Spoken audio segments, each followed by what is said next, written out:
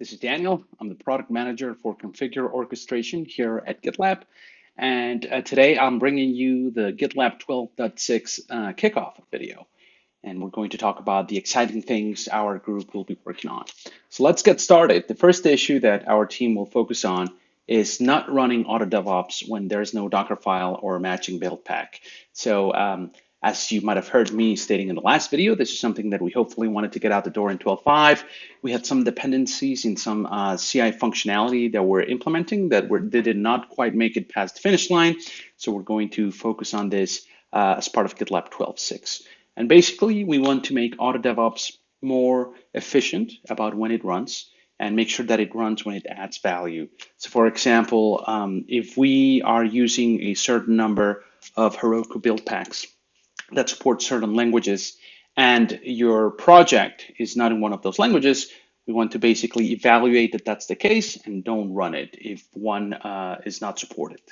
And conversely, if there's not a Docker file in your project, then we will not run it. So it's kind of an either or, right? If there's not a matching build pack and you have a Docker file, then we want to make sure that it doesn't run. So we'll be working on this as part of 12.6. The next issue we will be focusing on is the ability to customize the Kubernetes namespace per environment. So as you know, the GitLab integration today allows you to create a dedicated namespace for each one of the environments, but that naming takes place automatically today. So let's say if you have an existing practice and you already have those namespaces defined, this is going to give you the ability to map that existing namespace to an environment that you are going to be using through GitLab CI. So we're very excited about this. This is going to cover a number of use cases that we know will be very beneficial. And basically what we're doing here is as part of your CI file, you're going to be able to add a namespace key in your CI file. And this will allow you to specify an existing namespace. So we're very excited about that.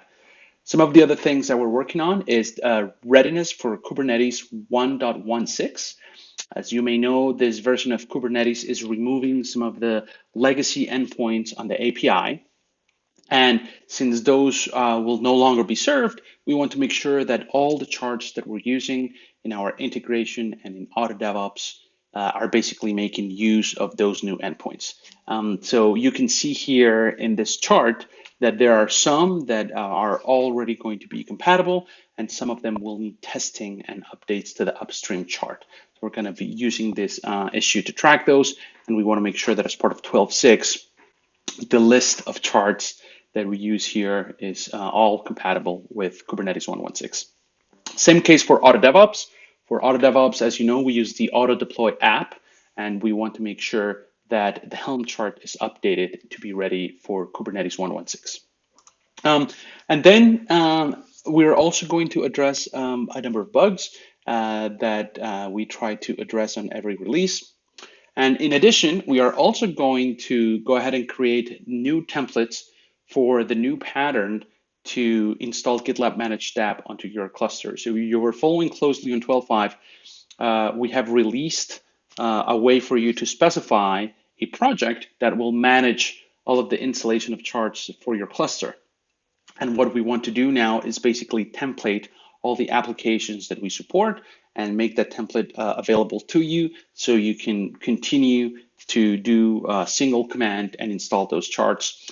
And basically what we want to do long term is after we have those templates in place, we want to replace the current pattern of single click installation to this new CI back process. Basically, the vision is when you click on the install button, a new CI process will kick off and it will use one of these templates to install the desired app onto your cluster. So we're very excited about that. As we're bringing more templates, we're going to be able to make this process more sophisticated, and we're very excited there. And then the last couple of things that we're going to work on are regarding EKS. There's going to be a number of improvements, and most of those are on the front end, and those are going to help users have a better flow when you create an EKS cluster. For example, some of those have to do with showing you the VPC name on that drop-down list, so you not only see the ID, there's a name available, we'll go ahead and show it to you. Another one is around pointer focus and making sure that that focus is going to be on the text boxes when you click on each one of those areas there. And then we also want to provide you an easy way to switch cloud providers when you're creating a cluster within GitLab. So let's say you clicked on GKE, but you want to go back and create an EKS cluster. We want to give you an easy way to do that. And that is the bulk of the things that we're going to work on as part of 12.6. We're very excited about this. And as always, your feedback is welcome, and please feel free to reach out. Thank you.